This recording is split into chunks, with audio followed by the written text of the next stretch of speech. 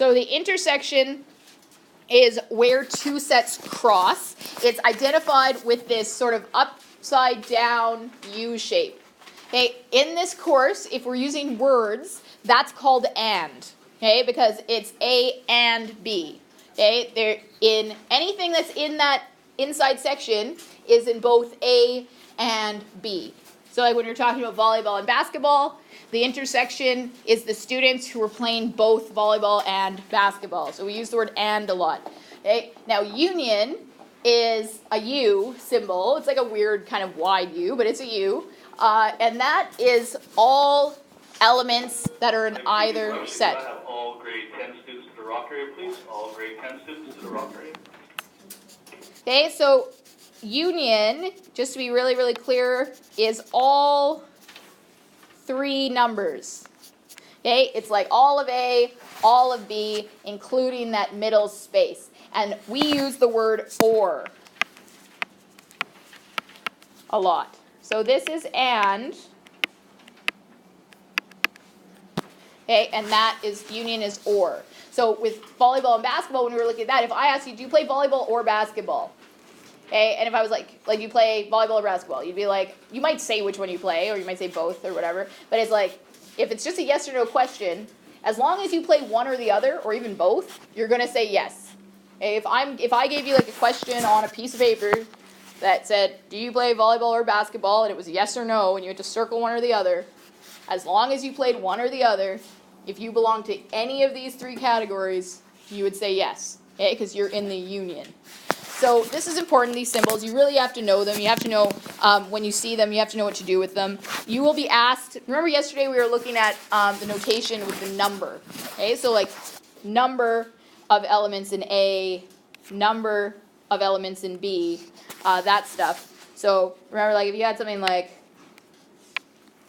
okay, say like, actually let's just look at that basketball and volleyball one again. I can't remember what the numbers were, but it was like 15, right? And then there was, I can't remember what the other numbers were. 11 and 12 or something. I don't know. 8. Okay. Doesn't really matter. Doesn't matter. But let's just say we were looking at this one. Okay. So if you're looking at this one and I asked you, what is NV? That would mean, because I'm still getting people asking me about this, that would mean the number of students playing volleyball.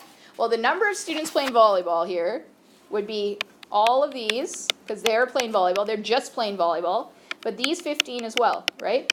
Because they're playing volleyball too, they just play both. So that would be here 26. Okay, I should put an equal sign.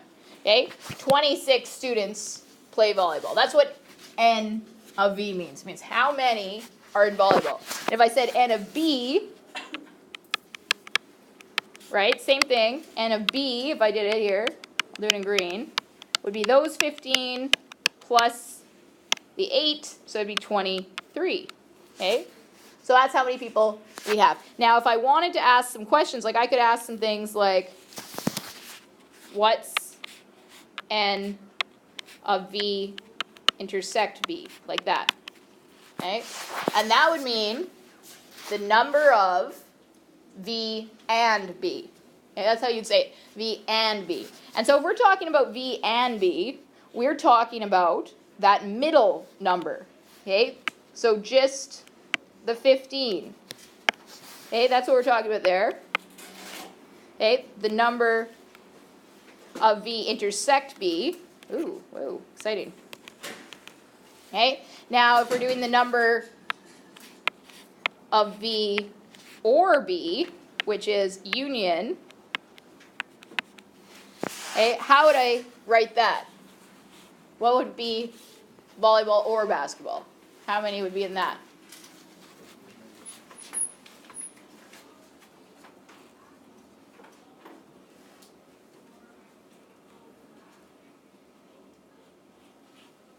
Okay, so union means all of the numbers, like everything inside the 3. So union here would be 11 plus 15 plus 8, which is, I think, 34. Okay, and so that would be that. So this is like the notation kind of stuff of this. Okay, this is the way you should be writing it, especially if I ask you to use correct notation or to use set notation. I should be seeing this stuff. Okay, If I just say like how many students are playing volleyball, you can just say 26 are playing volleyball, right? You can just write it out. But if I say like show in set notation how many students are playing volleyball, then you have to use some of this method of writing, which is so it's important to know it. So please kind of try to stay familiar with it. Try to use it when you're being asked. Even if you're not being asked, it's certainly not bad practice. Okay, so let's just look at some more vocabulary here. This like backslash, A backslash B there, is read as A minus B. What that means is it's the elements that are in A but not in B. Okay? So it's like you're looking at A and you're covering up B. What I don't like people doing is people do this a lot, is they'll be like, oh, okay, well, this is what I see a lot of it. It's not very good. If I saw something like, if I had something like this, and it was A, B, and there was like 6 here and 2 here, people are like, oh, A minus B, and they're thinking like actual minus, and they're like, well, it would be 6 minus 2. But that's not what we're talking about here. We're talking about it's A if you like covered up or took out B. So actually, I'll show you the different situations you could have. Yeah, I'll show you how it actually works. A minus B, if we have B intersect, or sorry, not intersect. What's this symbol? Does anyone remember? I saw it yesterday. Inside. Inside, that's right. Subset, but it is inside. So B is inside of A. Okay, it's good. It's good to know what it actually is. Okay, so that's A. And then if B is completely inside of it. Okay, if I'm doing A minus B, what that means is all of A except what's in B. So it's this part of A.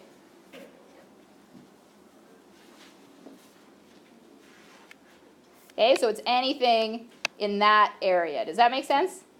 It's like if I covered up B. I'm like, it's not B, but it's everything else that's in A. Okay, does that make sense to everyone? That part? Okay, let's look at the next. If they're disjoint, so if they're like what I just drew up above. Okay, so remember disjoint, if you weren't here yesterday, disjoint means two sets that don't touch each other. Okay, they have nothing to do with each other. They have nothing in common. So if they're A and B like completely separate, then A minus B is all of A. Because no part of B is inside of it. So I don't have to subtract any of it. Like it's not actually a subtraction, is kind of what I'm trying to say. Like don't think about it as subtracting. It's like you're just taking out the part that is inside. So if there's nothing inside, nothing needs to be removed. Now the most common situation is A and B are intersecting. So if you have A and B like that, if I do A minus B, it's just going to be this part. Okay? Because it doesn't include this piece, because that piece is also B. So this is like those questions that you were just doing. They're harder kind of when there's notation involved, to be honest. Like they're easier to just read. It's like the ones you were doing where it was like, how many students are in drama but not band? Okay? That means drama minus band. It's drama minus the band students. We're not including them.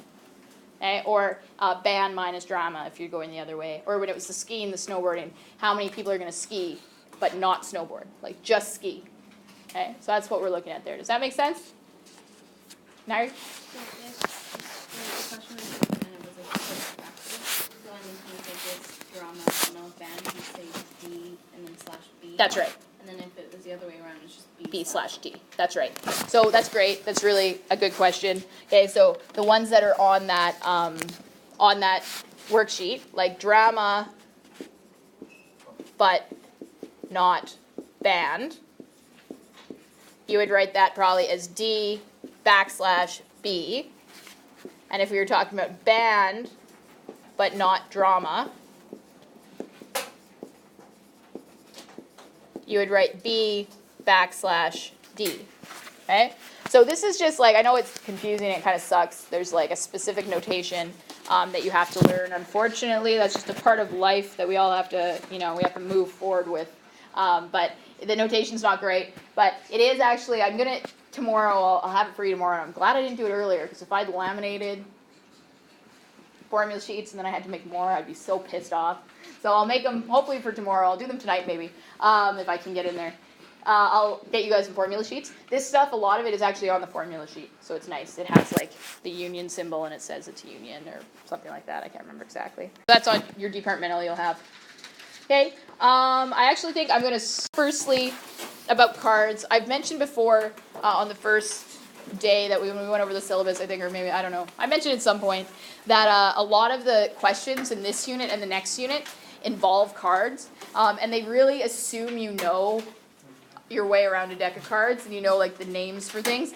For some people that's really easy, like if you grew up playing cards at all, you probably know all this information.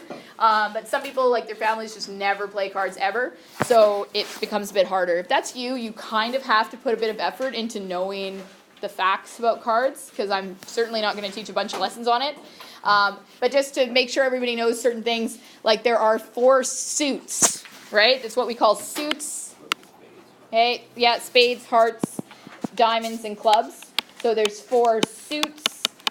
Okay, there's 2 black suits, 2 red suits. So spades and clubs are black, hearts and diamonds are red. I know this seems, for many of you, you're probably like, yes, obviously. But there are people who just like have never played cards and don't know this stuff. Okay, face cards, if it uses the words face cards, that means the cards that have faces on them. So it means Jack, Queen, King in all suits. Aces are not face cards. Okay, that's something to know. There's 52 cards in total. Okay, if you add them all up, there's 13 of each suit, and it makes 52 cards. Okay, so if we're talking about red face cards, there are 6 red face cards. Okay, or if we're talking about aces, there's 4 aces. If you're talking about clubs, there's 13 clubs. Knowing stuff like that and knowing it like really well and feeling confident with it is important, because you're going to have all these questions. This unit a little bit, but next unit and the unit after even more so, where it'll be like, what are the chances if you have only the black cards of pulling a face card? And you have to know how many black cards are there, how many face cards are there, and you have to have that kind of information sort of like at your fingertips. So it's just important to know that stuff. I have some decks of cards. If you want to borrow one and like go home and examine it, you can. I'll do it. Right? But for the most part, most people are fine with that. But if you're not, please kind of make an effort here to learn some of those facts. Okay. So here's some questions about the kind of questions that you might see. If you draw a card at random from a standard deck of cards, you will draw a card from one of 4 suits. This one actually kind of explains it a little bit. We have clubs C, spades S, hearts H, or diamonds D. Describe the sets C, S, H, and D, and the universal set U for this situation. Now, really, when it says to describe a set, it wants you to like list it out in set notation or whatever, or you can list it out in set notation, but not necessarily list, but just kind of write it out. But really, when it says describe, like you should be writing something along the lines of like, okay, with clubs, you'd write something like clubs equals C equals, and when you have like C equals, that's when you use those curly brackets. You don't use those curly brackets when you're using like N of C, when you have that, where you're talking about the number of elements. It's just if you have C, and then in there you could, it's possible if you wanted to, you could list all the clubs. Like you could go like ace of clubs, 2 of clubs, 3 of clubs, 4 of clubs, and list them all. Or you could write a description. So here it'd be like clubs. Okay, like that. Okay, and those are supposed to be curly brackets. I know they're pretty messy. Okay, S, then, there, that's better. It's spades. Okay, and so forth. I'm not going to write all of them. You can if you want to in your notes. It's pretty obvious. Now, what would U be, the universal set? All the cards. Okay, so the whole deck, that's U. Okay, because U is always like everything in our context, right? It's not everything in the universe. That's not what U means. It means everything in whatever context we're talking about. So U in this situation would be all the cards. Now B, where it asks you to determine N of C, N of S, N of H, N of D, N of U. That's how you say that out loud, by the way, when you see like N with the brackets, N of. So it's number of clubs, N of clubs. Okay, so on that one, that is when you would not use the brackets. You would just write N of C is equal to, and what would N of C equal? 13, because there's 13 clubs. Okay? N of S, N of H, N of D, they're all 13. Okay, all of them. So you could write them out all in a row if you wanted. N of S, N of D, N of H equals 13. Okay? So what will N of U equal? 52.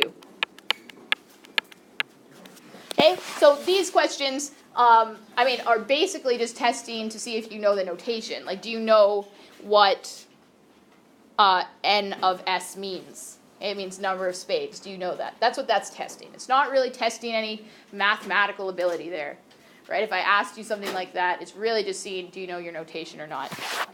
Okay, now, C, okay, C there is asking for the union of S and H.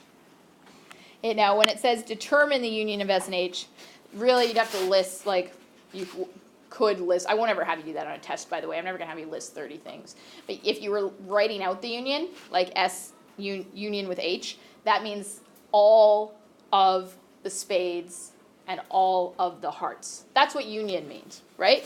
Because union, remember it from yesterday, union is like if you have a Venn diagram, it's all of it. That's what union is.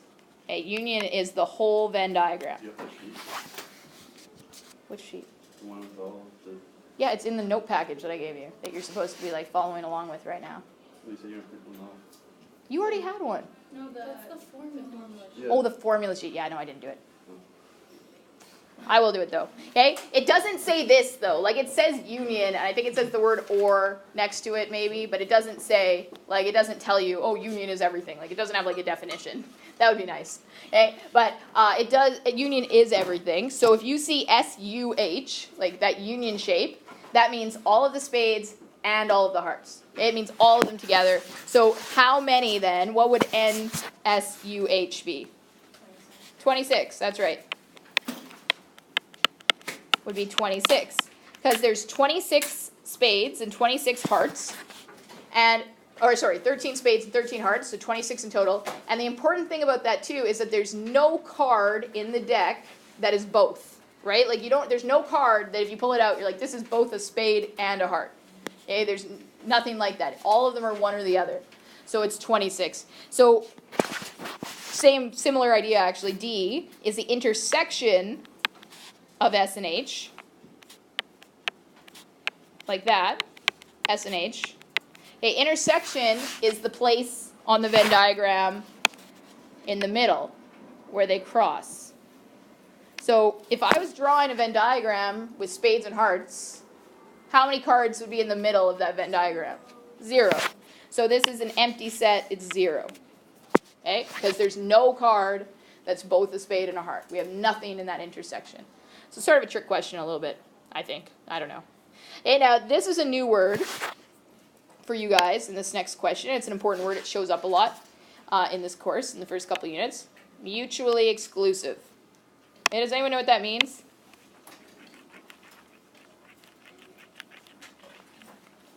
So it says determine whether the events that are described by the sets S and H are mutually exclusive. Okay? So mutually exclusive is probably something you've heard before, I assume, maybe. Okay? At least heard somebody say. You might not know exactly what they meant, but you probably had an idea of what they meant. If somebody tells you that two things are mutually exclusive, it means that they cannot happen at the same time. Okay? That's what mutually exclusive means. So, for instance, if you're drawing one card out of a deck, spades and hearts are mutually exclusive because you cannot draw one card that will be both a spade and a heart. Okay? If you're rolling a die rather, you can't roll a 3 and a 4 at the same time. Okay? So that's what mutually exclusive means. It means that it's impossible for them to both happen at the same time. So here with E, we would say yes, they're mutually exclusive. It's actually really similar to disjoint, which is why it says I'm just going to write yes, they're ME. Okay, and they are disjoint. What does disjoint mean? Does anyone remember? It means they have nothing in common, they don't touch.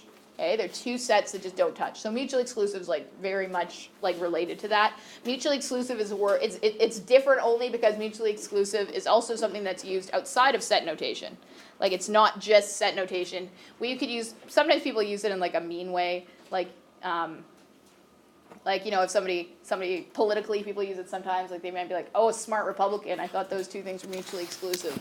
Okay, that would be like a mean thing to say. It gets used a lot like that, where it's saying like those two things just can't go together, like you would never have somebody who's both of those things.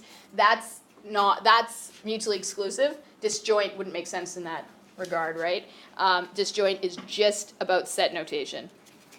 Okay, and now the final question here, F. Describe the complement of SUH. So the complement, remember SUH, complement is that little apostrophe there. It's kind of messy, but that's what it is. So the apostrophe or complement means it's the opposite. It's everything that's not in SUH. So how would we describe all the cards that aren't in SUH? Yeah, clubs and diamonds. It's going to be equal to clubs and diamonds. Clubs and diamonds. Because if it's not a spade or a heart, it must be a club or a diamond. That's all the cards. We've listed all of them now. Okay? Does that make sense to everyone? Why that's the case? So it's like saying the opposite of spades and hearts is clubs and diamonds. Okay? So that's just like a pretty basic question about cards. They do show up. I try not to put a ton of them on the tests and stuff, but there will definitely be probably a little bit of card stuff. There's usually at least one question of the departmental, it seems, that involves cards, at least somewhat. So being familiar with them is a good idea. Okay. Now, this one is kind of related to what we just talked about. And let's talk about this not just about spades and hearts, although in this case, let's talk about spades and hearts first. So Petra thinks that n of s plus n of h, so let's say number of spades plus number of hearts, is equal to the number of spades and heart union with hearts. Okay, so is that true? Yeah, right? Because the number of spades is 13. Oops. Right, number of spades is 13. Number of hearts is 13. This is like pretty obvious. So 13 plus 13 is 26, which is what we discussed is is what n of SUH is. Now, though, in some situations, this is not true. Like, this is not always true, where you take two things and the union of them must be equal to the individuals. In fact, it's usually not true. So, for instance, like the one we saw the other day, actually, we could even make up our own if we wanted to. Let's make up our own here. Hey, let's do our own numbers of this. Okay, how many people here last year played both volleyball and basketball? Hey, anyone played both volleyball and basketball? Do we have nobody who plays sports in here? Felix did. You played both? Just one person played both? Man, our volleyball team must have been hurting last year. It was just Basketball. And Patrick. And Patrick too? You didn't play volleyball? I played volleyball. You did? Why didn't you put up your hand just now? Look, I put the wrong number down. 2. Okay? 2. We'll say 2. Okay? How many people played basketball last year? Put up your hands if you played. I want to see it. Mateo played. I know that Felix and Patrick did. Anyone else? Nobody else? No girls in this room played either basketball or... You must have played, didn't you? Don't you? You played volleyball. We haven't gotten to that yet. Okay, so I'll put one person played just basketball. That's Mateo. Okay. Our teams must have been just really terrible. And who played just volleyball last year? Not both. We have 3, 4. I know Aurora played. 5. Okay, 5 people, let's say. Okay, so if we had this, okay, let's say these were our numbers. This is really sad numbers, though. You guys need to be more active. Okay, I know we have some soccer players in here. I should have used soccer. Okay, so if we have volleyball and basketball here, okay, and we're looking at this, in this situation, if I did N of V plus N of B, and I did N of V union B. Okay, and we looked at those. So N of V, if I'm talking about this class, okay, that we just talked to, how many people played volleyball? 7. Okay, and that's a trick. A lot of people will say 5, but they're wrong. It was 7 because Felix and Patrick are 2 active members of our classroom, and they played it as well. So 7 people played volleyball. So if I was doing this, I would say 7 plus, and how many people played basketball? 3. So we have 10 people there. If we're, well, not really 10 people because it's not 10 people, right? But they add up to 10. If we add all the volleyball players and all the basketball players together, we end up with 10. But if I do N of VUB, because VUB, all that means is my whole diagram. So that's just adding up 5, 2, and 1, which is just 8. Okay? So adding up the number of 2 individual things is not always or even usually the same as the union. Okay? It only works out, when does it work out that they are the same? Like when they're not touching. Okay? It's pretty opposite kind of works, but when you think with like spades and hearts, right? Spades and hearts are disjoint. That's why she's right. She's right about spades and hearts because they're disjoint. If 2 sets are not disjoint, as soon as you have at least one thing in the middle, okay, you're going to end up with this not working properly. Okay? So that's a very common mistake, is that people think they should add up, and they don't a lot of the time. Now let's just look at one more here. This is the type of question that we're going to be practicing today. We're going to have a little quiz tomorrow on kind of basic set notation. There will be a problem like this. It's ones that we saw yesterday as well. Okay, so we saw them yesterday. We practiced them a bit yesterday. I'm going to hand out, it says assignment number 1 on it. It's going to be it's sort of a little minor assignment here. I would suggest trying to get through the whole thing today, working hard. So tomorrow you're definitely going to have to answer at least one of them on we're going to have just a little quiz. Okay? So it says Jamal surveyed 34 people at his gym. He learned that 16 people do weight training 3 times a week, 21 people do cardio 3 times a week, and 6 people train fewer than 3 times a week. How can Jamal interpret his results? Draw a Venn diagram. So we have a situation here. Now, it's important to read the question really carefully. So we have our universal set. Always draw a universal set. Okay, so draw your rectangle. Now, for now, we're only going to see situations where we have 2. Okay, so here we have weight training and we have cardio training. Okay, that's the 2 groups. So we have weights and we have cardio. Okay, now we know that there's 34 people he asked. He surveyed 34 people. That means that my entire rectangle should add up to 34. Keeping that in mind as you work is really important. If it's percentages that it's dealing with, if it tells you like 10% do this, 5% or something, it should add up to 100. Okay? So here we're told that 6 people, they're not even going to go, he didn't even care about what they said because they're lazy and they work out fewer than 3 times per week. Okay, so those 6 people, where would they go on my diagram? Outside, on the rectangle, just like out here. Okay, so those 6 people aren't going into either weight training or cardio. Now, if I have 6 people on the outside, how many does that leave for my inside?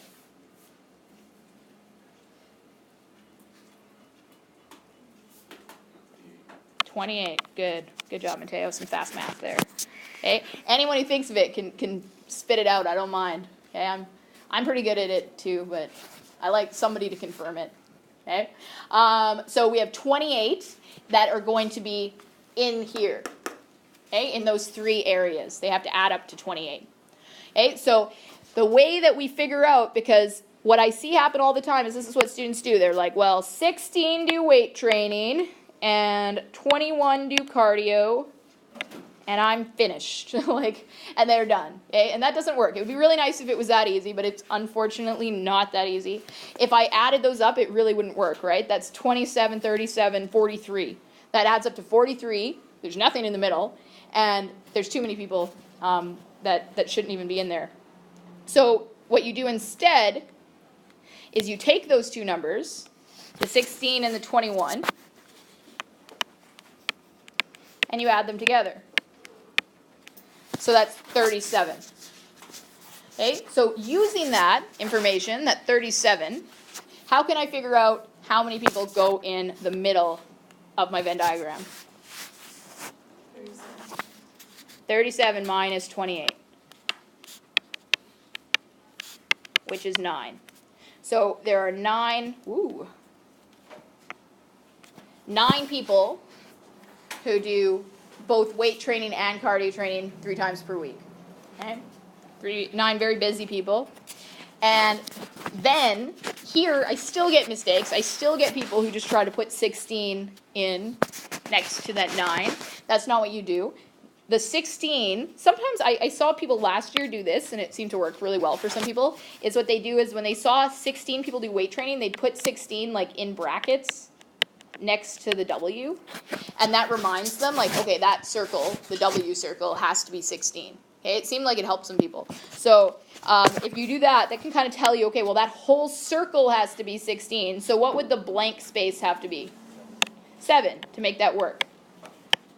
Okay, that has to be 7. And then the same thing on the other side, my C has to be 21. So it has to be 12. Okay, and then you can answer, you can explain this. However, this one doesn't actually ask for a specific number, but they usually will. They'll say like, how many people just weight train? Or how many people just do cardio? Or how many people do both? Okay, so we can say all those answers here. We know 7 people just do weight training 3 times per week, 9 people do both, and 12 people just do cardio per week.